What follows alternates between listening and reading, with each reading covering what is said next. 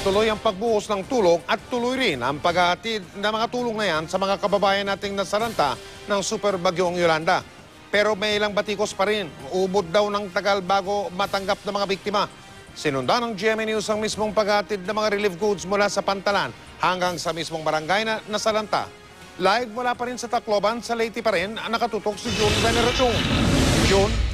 Mike, nababatikos nga ang pamahalaan dahil sa mabagal na relief distribution para sa mga biktima ng bagyong Yolanda. Ano nga ba ang problema? At ano pa ba ang mga dapat baguhin para mapabilis ang pamamahagi ng tulong sa mga biktima ng bagyo?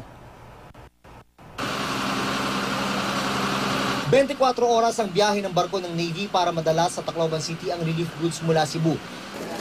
Pagdating ng Pantalan, mano-manong ikinakarga ang sako-sakong relief goods sa mga truck ng militar.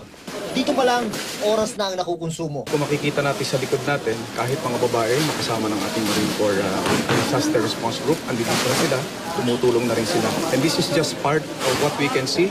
This is what they're doing on a daily basis. Sa maghapon, halos nakaka-6 hanggang 6 na sorties ang 6x6 truck. Sinabayan namin ang biyahe ng Navy para magdala ng 5 truck ng nakaripak na relief goods papuntang Ilawaan, Eastern Samar. Ang unang aberya, ang na-flat na gulong ng isang truck. Ang sumunod, mechanical problem naman.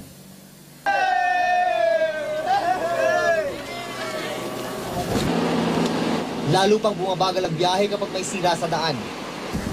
Pagkatapos ng mahigit 3 oras, nakarating din kami sa bayan ng Lawaan.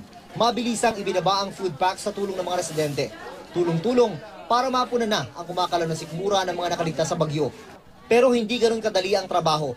Higit 1 oras pa rin ang kailangan sa pag-unload ng relief goods mula sa 5 truck. Diretso sa munisipyo ang bagsak ng relief goods.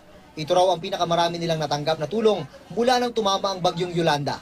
Ang mahirap lang dito kung yung supply kakaunti, may kunting bagal lang yun dahil hinahati-hati muna bago ipamigay. Dahil pag yung 5 kilos ibigay isa-isa, yung kawawa yung isa hindi mabibigyan.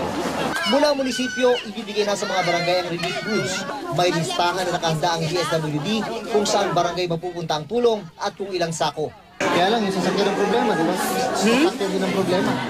Opo. Kasi walang fuel. Yan ang rason nila. Walang fuel, walang masasakyan.